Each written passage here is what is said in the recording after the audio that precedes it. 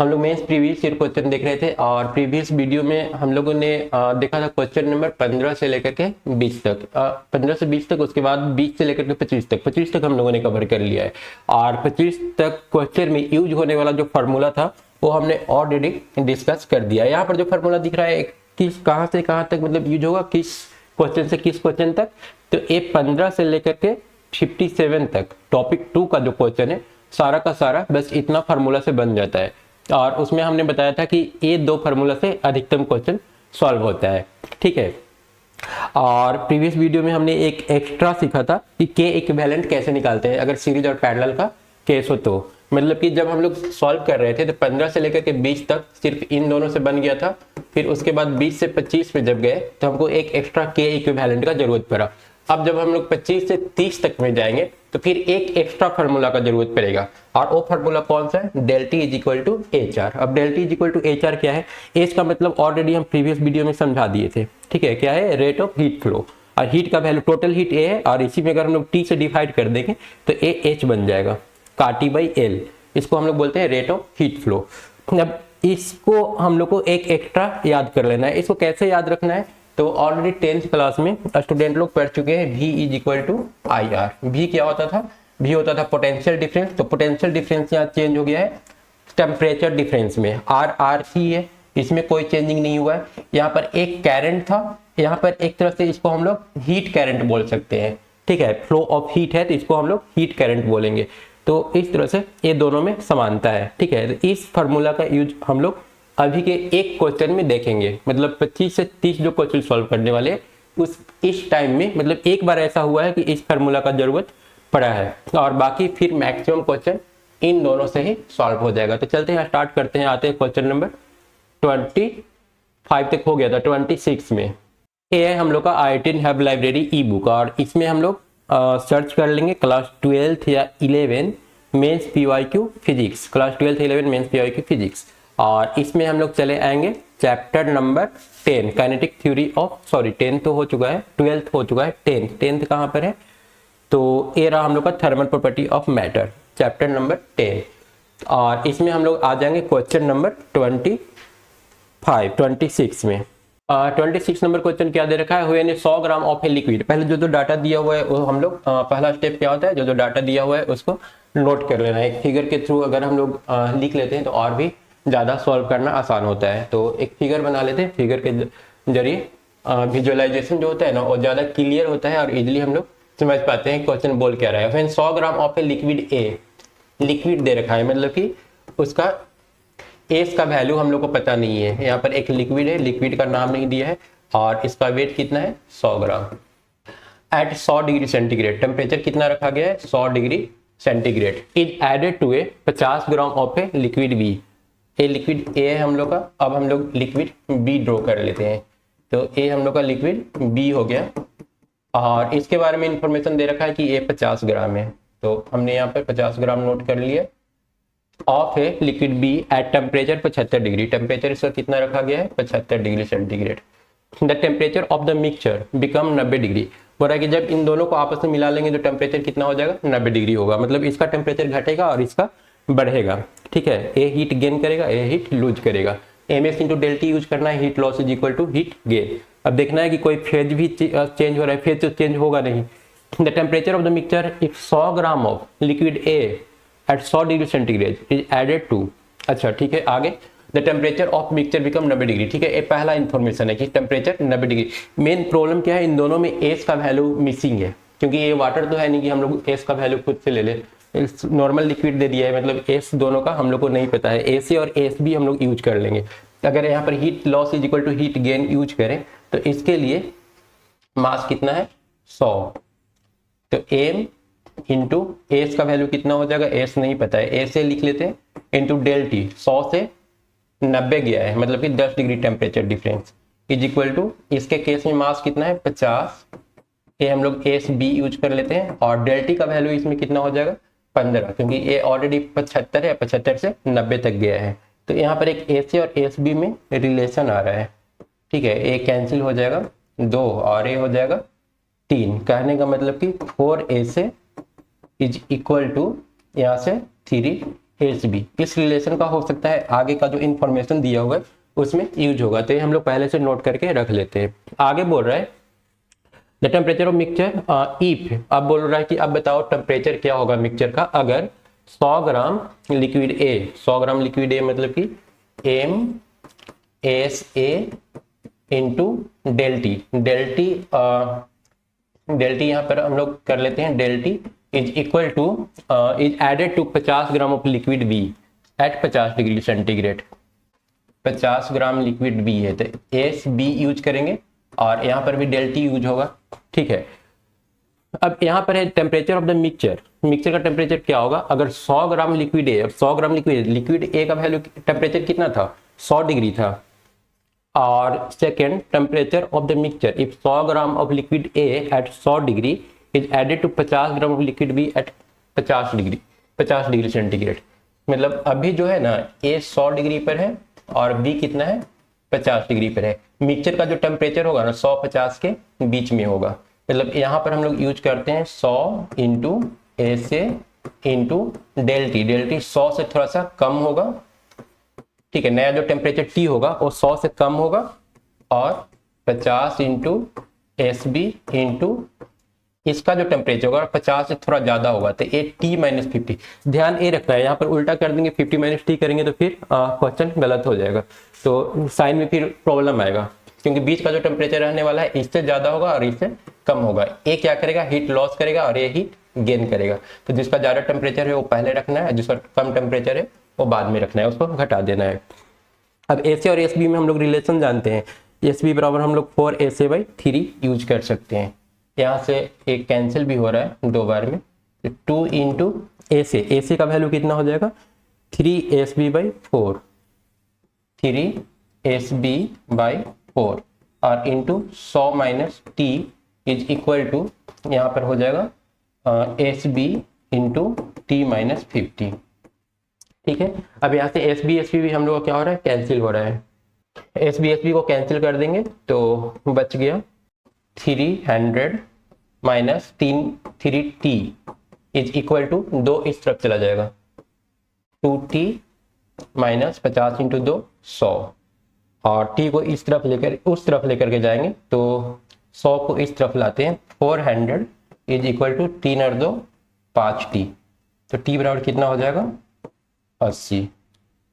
हम लोग का सही आंसर क्या है सी, तो 26 का सही आंसर ऑप्शन सी हो जाएगा, ठीक है। कोई भी नया कंसेप्ट नहीं है, बस M S into del T हम लोग को यूज करना है। उसके बाद आते हैं क्वेश्चन नंबर 27 में, ये भी 2019 का ही पूछा हुआ है। A metal ball of mass 0.1 kg is heated up to 500 degree centigrade, तो 500 डिग्री सेंटीग्रेड तक हीट किया गया है, मतलब इनिशियल टेम्परेचर इसका नहीं पता है दिया हुआ है, and dropped into a vessel of heat capacity 800 joule per kelvin and containing इतना, पहले सारा इंफॉर्मेशन नोट कर लेंगे। A metal of ball 0.1 kg, mass कितना दे दिया है 0.1 और is heated up to temperature T, final temperature जो इसका है ना टी फाइनल वो देकर के रखा है 500 डिग्री सेंटीग्रेड, मतलब 500 डिग्री तक इसको पहले हीट कर लिया गया है। इसका एस का वैल्यू नहीं दिया है अभी तक, ठीक है।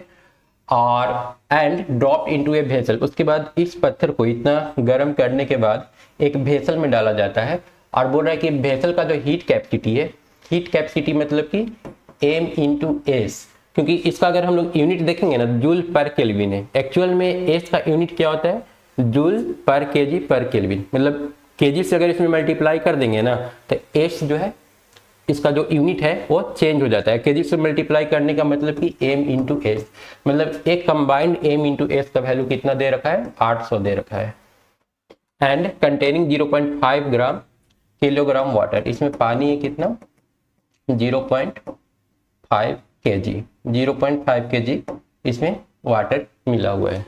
The initial temperature of water and vessel is 30 degree, starting का इसका इनिशियल टेम्परेचर कितना है T इनिशियल है 30 डिग्री, ठीक है। जब इसको इसमें डालेंगे तो इसका टेम्परेचर इंक्रीज होगा, इंक्रीज होकर के फाइनल कुछ T तक जाएगा, ठीक है। फाइनल टेम्परेचर मान लेते हैं कि मिक्सचर का फाइनल टेम्परेचर हम लोग T एज्यूम कर लेते हैं, ठीक है। मतलब इसका टेम्परेचर थोड़ा घटेगा और इसका टेम्परेचर थोड़ा सा बढ़ जाएगा डालने के बाद।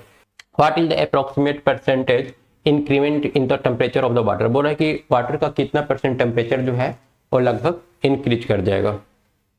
तो हम लोग यहाँ पर कंसेप्ट यूज करेंगे, ए अपना जो हीट है ना वो लॉस कर रहा है, ठीक है, और इसका स्पेसिफिक हीट दे रखा है, specific heat capacity of water and metal, और ये वाटर का दे दिया है और ये मेटल का दे दिया है।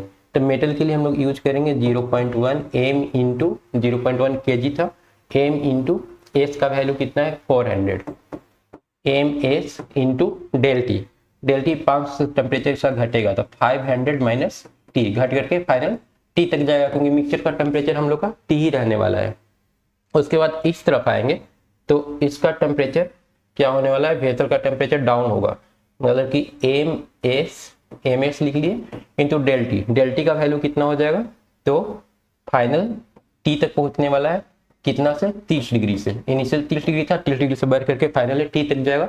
अब जब वाटर के केस में जाएंगे तो वाटर का भी सेम होने वाला है, टेम्परेचर बढ़ेगा, तो वाटर का वेट कितना था 0.5 kg था, तो 0.5 एम का वैल्यू हो गया, एस का वैल्यू 4200 और डेल टी का वैल्यू फाइनल टेम्परेचर टी हुआ है तो टी माइनस 30, ठीक है। फाइनल टेम्परेचर, इसका टेम्परेचर बढ़ा है, बढ़ कर कितना चला गया मिक्सचर का टी, और इनिशियल कितना था 30 पहले से, तो टी माइनस 30 हम लोग यहाँ पर यूज कर लेंगे। अब इसी को हम लोग को सॉल्व कर लेना है, सॉल्व करके टी का वैल्यू सबसे पहले निकाल लेना है, what is the approximate percentage increment in temperature, उसके बाद हम लोग को पता चल जाएगा कितना इंक्रीमेंट हुआ है, उसके बाद परसेंटेज इंक्रीमेंट भी पता चल जाएगा। तो पहले टी का वैल्यू निकाल लेते हैं।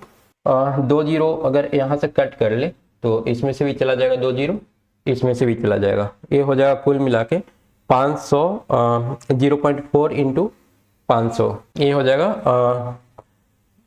200 टोटल मल्टीप्लाई होकर के 200 और माइनस 0.40 और इज इक्वल टू, इधर से अगर हम लोग मल्टीप्लाई करते हैं तो 8t और साथ में माइनस 240 प्लस इस तरफ से सॉल्व करेंगे तो 42 इंटू 5, का आधा कितना हो जाएगा 21, 21t और साथ में माइनस 21 3 63, ये हो जाएगा हम लोग का फाइनल इक्वेशन। अब यहाँ से हम लोग t का वैल्यू निकाल लेंगे, ये हो जाएगा 200 और 200 plus 240 plus 630 is equal to T वाला सारा एक तरफ कर लेंगे, 1 29t और ए आकर के ऐड हो जाएगा 29.40, इसको सॉल्व कर लेंगे, सॉल्व करने से यहाँ पर आ रहा है t इज इक्वल टू 30.4, ठीक है। और इनिशियल टेम्परेचर कितना था 30, मतलब कितना इंक्रीज किया है 0.4 इंक्रीज किया, 0.4 इंक्रीज किया। अब इसी में हम लोग को परसेंटेज इंक्रीमेंट निकाल लेना है, तो ये हो जाएगा 0.4 डिवाइडेड बाई 30 इनिशियल था इंटू 100 और ये सॉल्व करके आ जाएगा टोटल 40/30, मतलब कि 4/3। ए आ रहा है हम लोग का 36.4, ठीक है, इसको थोड़ा सा चेंज करेंगे, 36.4 यहाँ पर आ रहा है और उस हिसाब से अगर निकालेंगे तो 6.4 डिवाइडेड बाई 30 इंटू 100, तब ए हम लोग का आ जाएगा, एक जीरो कैंसिल हो रहा है 64/3 और 64/3 मतलब कि 25 से तो कम ही आएगा, 20% आ जाएगा अप्रोक्स, 20 बार में आ गया 60 और पॉइंट देंगे तो 40, तो 21.33 अप्रोक्स आ रहा है, ठीक है। 21.33 कहने का मतलब यही हम लोग का आंसर डी हो जाएगा। ये था क्वेश्चन नंबर 27। उसके बाद चलते हैं क्वेश्चन नंबर 28 में। क्वेश्चन नंबर 28 बोल रहा है a heat source at T is equal to 10⁻³ kelvin, ठीक है, मतलब T1 का वैल्यू दे दिया है, T1 कितना है 10⁻³ kelvin is connected to another heat source heat reservoir at T is equal to 10 T2 का वैल्यू कितना दे दिया है 10 का स्क्वायर। अगर डेल टी यहाँ से हम लोग निकालना चाहेंगे तो कितना हो जाएगा 1000 माइनस 100, 1000 माइनस 100 मतलब कि 900। अगर जरूरत पड़ेगा तो डेल टी का तो हम लोग इसको यूज कर लेंगे। बाय ए कॉपर स्लैब हुई चीज 1 मीटर थिक, एक कॉपर स्लैब कितना है 1 मीटर थिक है। Given that the thermal conductivity of copper is 0.1, thermal conductivity के का वैल्यू कितना दे दिया है 0.1 दे दिया है। द एनर्जी फ्लक्स क्या होता है, एनर्जी फ्लक्स अगर हम लोग देखें तो ये होता है H by A, rate of heat flow per unit area. हम लोग क्या जानते हैं, हम लोग जानते हैं H बराबर के A into del T divided by L. L की जगह पर यहाँ पर थिकनेस हो जाएगा, क्योंकि कितना थिक दिया हुआ है, 1 मीटर थिक दिया हुआ है, तो यहाँ पर 1 ले लेंगे। और अगर h बाई ए निकाल लेते हैं तो h बाई ए निकालने से आ जाएगा k इंटू डेल टी। अब k का वैल्यू कितना गिवन है 0.1 और डेल टी का वैल्यू कितना आ रहा है 900 आ रहा है। तो अगर इसको हम लोग मल्टीप्लाई कर लेंगे तो आंसर कितना आ जा रहा है 90। तो काफी आसान क्वेश्चन था, एक आपका पूछा हुआ था, ये भी 2019 का ही पूछा हुआ था, फार्मूला बेस्ड क्वेश्चन था। उसके बाद चलते हैं क्वेश्चन नंबर 29 में। 29 दे रखा है an unknown metal of mass 192 gram, M का वैल्यू 192 ग्राम दे रखा है, heated to a temperature of 100 degree centigrade. Temperature इसका कितना दे दिया है 100 degree. Was immerse into a brass calorimeter. अब इसको एक ब्रास कैलोरीमीटर में डाल दिया जाता है, calorimeter of mass 128 gram containing इतना ग्राम ऑफ वाटर। इसमें कितना वाटर है, इसमें वाटर दे रखा है 240 ग्राम, 240 ग्राम वाटर है at a temperature of 8.4 degree. इसका टेम्परेचर कितना दे रखा है 8.4 डिग्री सेंटीग्रेड।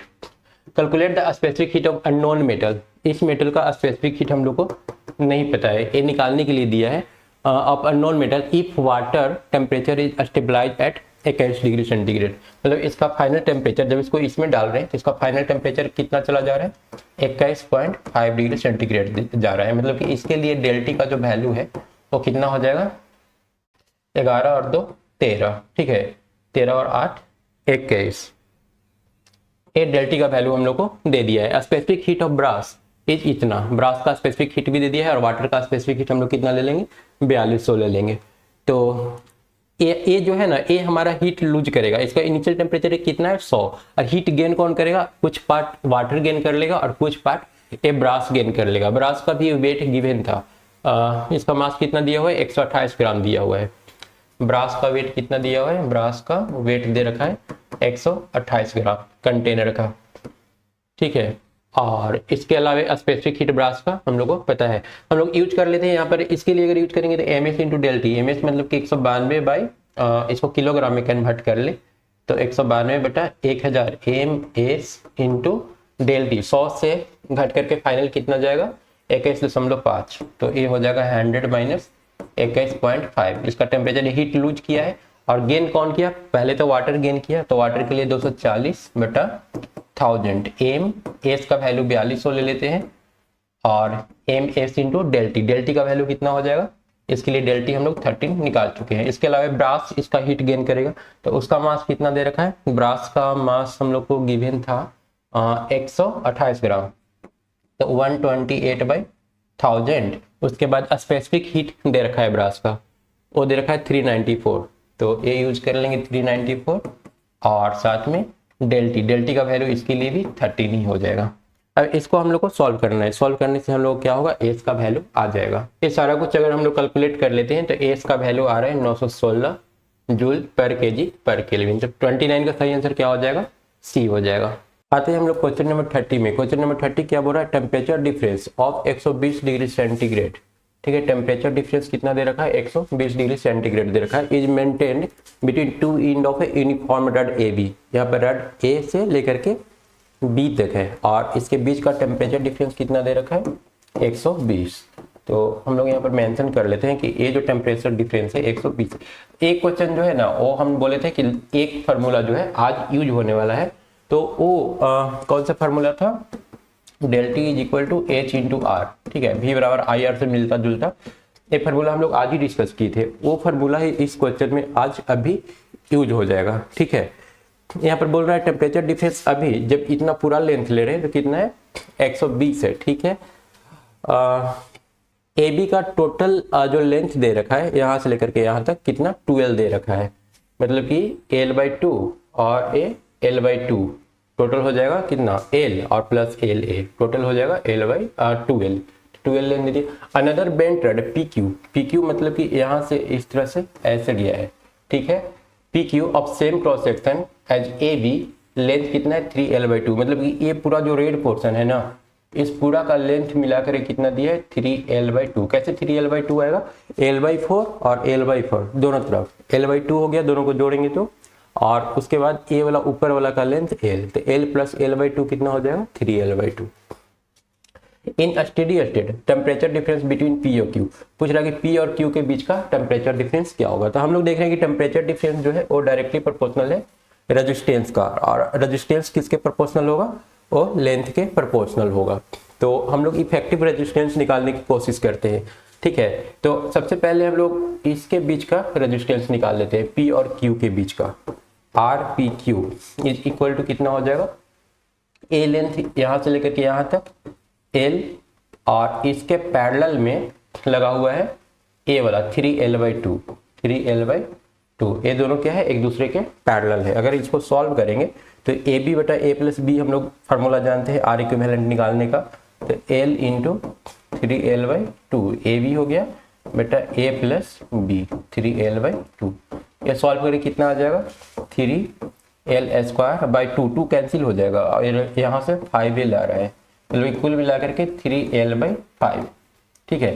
ये हम लोग का इफेक्टिव रेजिस्टेंस आ गया, ये पूरा का ओवरऑल यहाँ से लेकर के यहाँ।